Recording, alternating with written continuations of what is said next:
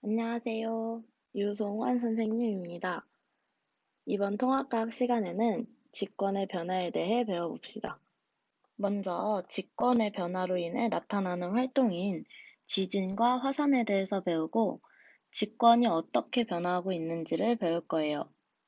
또 직권의 변화에 의해 지구 시스템이 어떠한 영향을 받고 있는지를 봅시다. 직권의 변화 중에 우리가 가장 잘 알고 있는 지진과 화산 활동은 지각 변동에 의해 나타나요. 지각이 뭔지 기억나죠? 직권의 층상 구조에서 가장 바깥쪽에 존재하는 영역을 지각이라고 했었어요.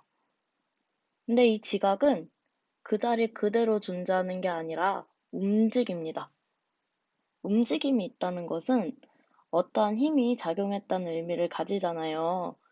그 에너지의 근원은 바로 지구 내부 에너지입니다. 정확히 다시 말하면 지구 내부 에너지로 인해 지각과 의미가 유사한 판이 움직이고 판이 서로 부딪히거나 멀어져서 지진과 화산 활동이 나타나는 거예요. 그럼 이제 지진에 대해서 먼저 알아봅시다. 지진은 땅의 흔들림이죠. 흔들림이 있다는 거는 역시나 어떤 힘이 작용했다는 거겠죠? 방금 그 힘의 근원은 지구 내부 에너지라 했어요. 즉, 지구 내부에 축적된 에너지가 지진파로 방출되면서 땅이 흔들리는 것을 지진이라고 합니다. 지진파에 대해서는 나중에 이제 2학년 때 자세히 배울 거고, 지금은 진원과 진앙을 봅시다.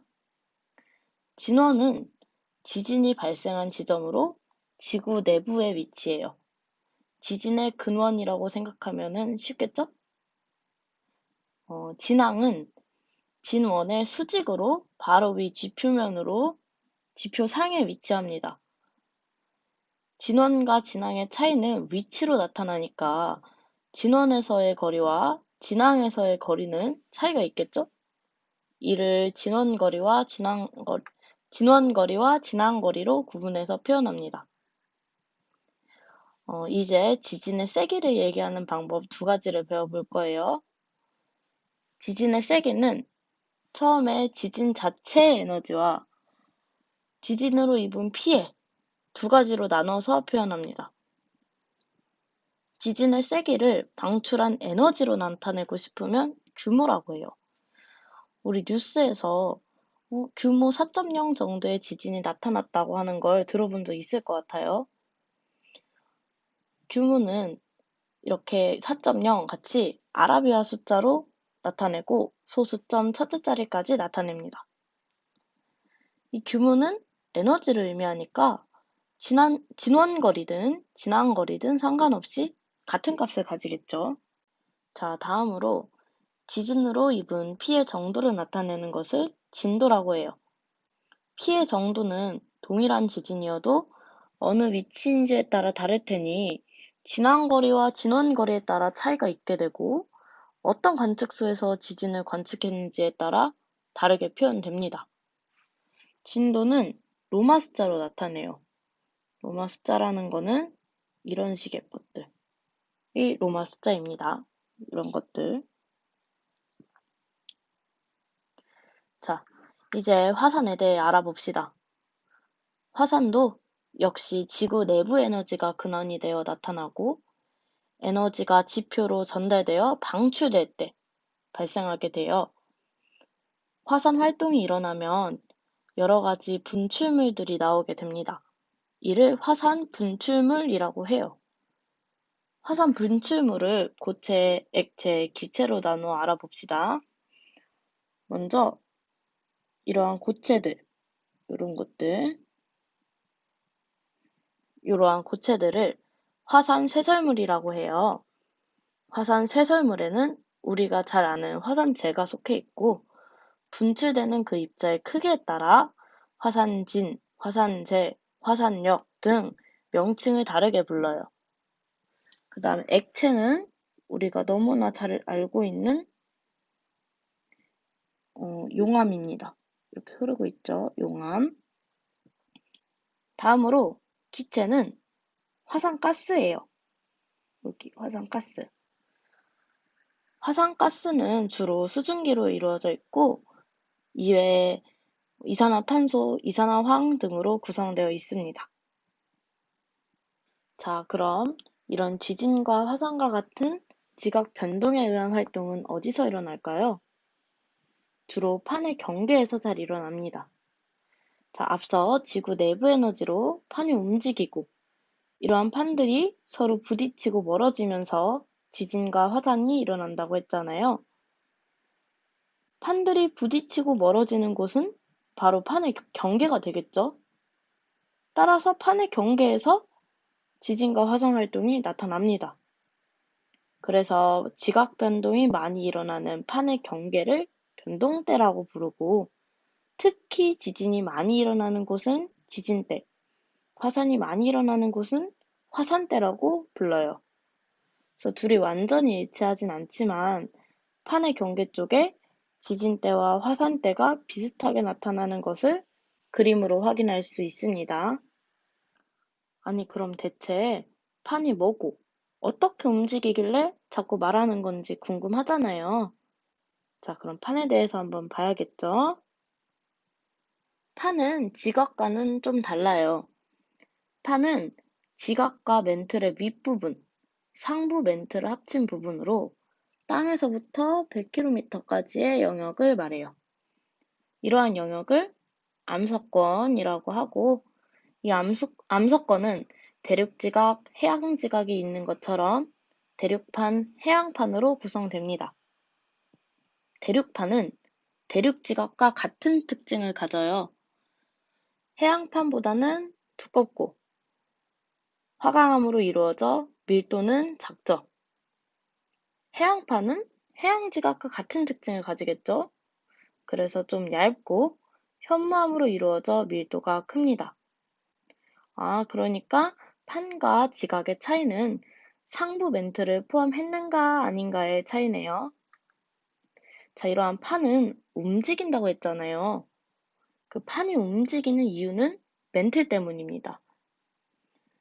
멘틀은 대류를 하는 부분이 있는데 그 대류를 하는 멘틀의 상부 부분을 연약권이라고 해요. 자, 연약권. 이는 100에서 400km까지의 영역입니다. 이 영역에서 대류가 일어난다고 방금 했는데 대류는 뜨거운 부분이 아래에 있고 차가운 부분이 위에 있을 때, 즉 불안정한 상태일 때 나타난다는 거 알고 있죠?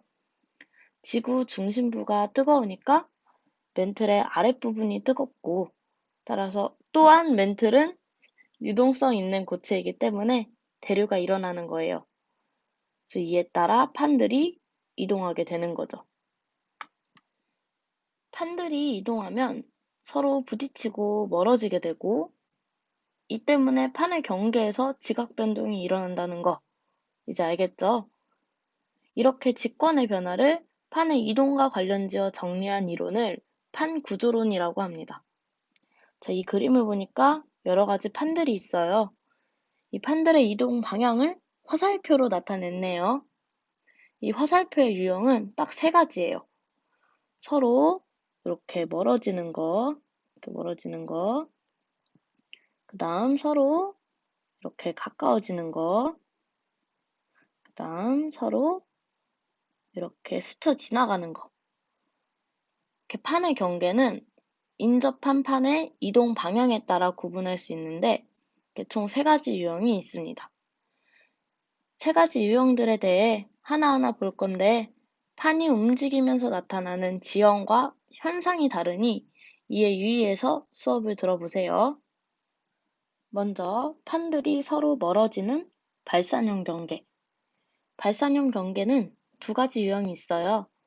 대륙판과 대륙판, 해양판과 해양판 사이에서 각각 나타납니다. 우선 발산형 경계는 어떤 판의 관계에서든 멘틀 대류가 위로 솟는 부분으로 내부의 마그마가 위로 솟구쳐서 판들이 서로 멀어지면서 새로운 판이 생깁니다. 자, 이렇게 마그마가 위로 솟구치니까 어때요? 산맥이 형성이 됐죠. 그리고 이 중심부에는 골짜기가 생겨요.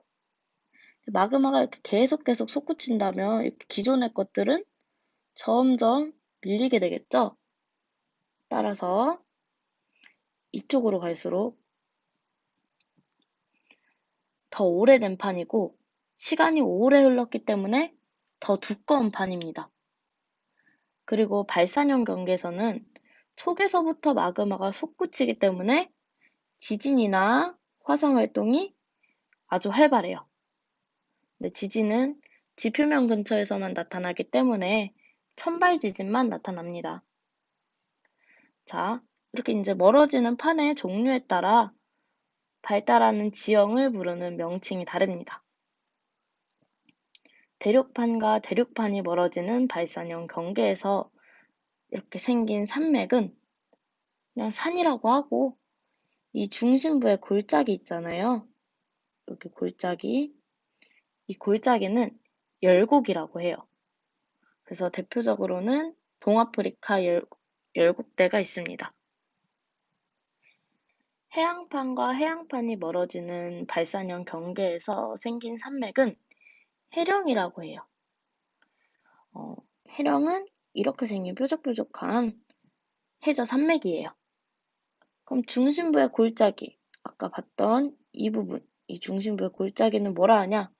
역시나 똑같이 열곡이라고 합니다. 열곡대라고 써놨죠.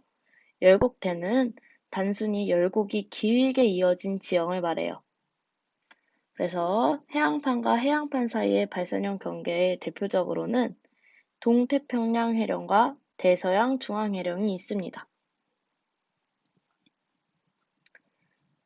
다음으로 판들이 서로 가까워지는 수렴형 경계.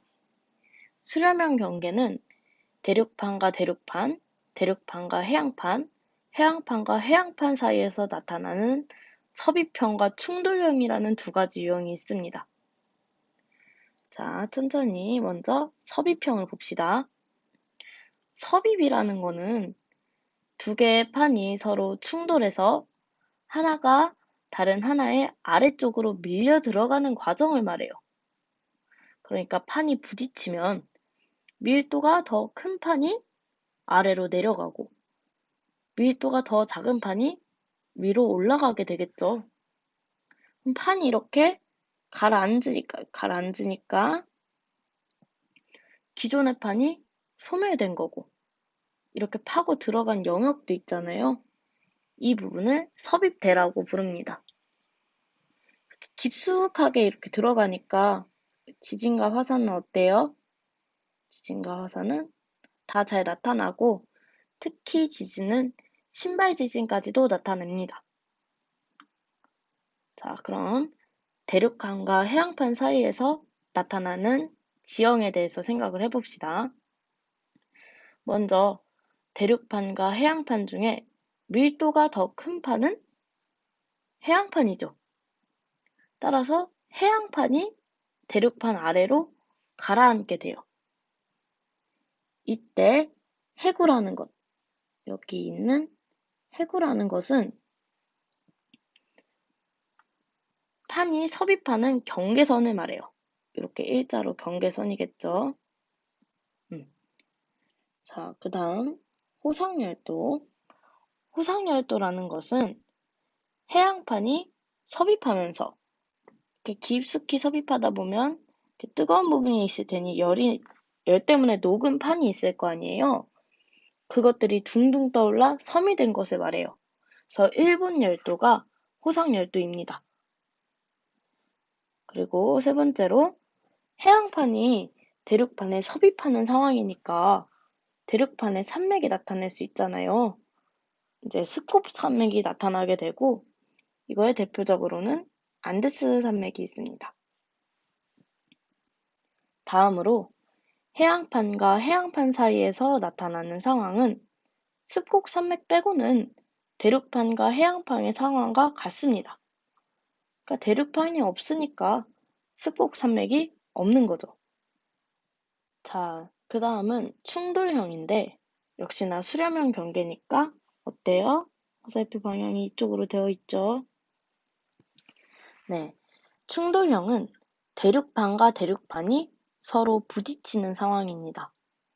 그러니까 대륙판들의 충돌이니까 지진은 있는데 천발 지진만 있어요. 그리고 위에서만 이렇게 충돌하는 거니까 마그마까지 영향을 끼치지 못해서 화산 활동이 나타나지 않습니다. 대륙판과 대륙판이 충돌할 때는 습곡 산맥이 잘 나타나고 대표적으로는 히말라야 산맥이 있습니다.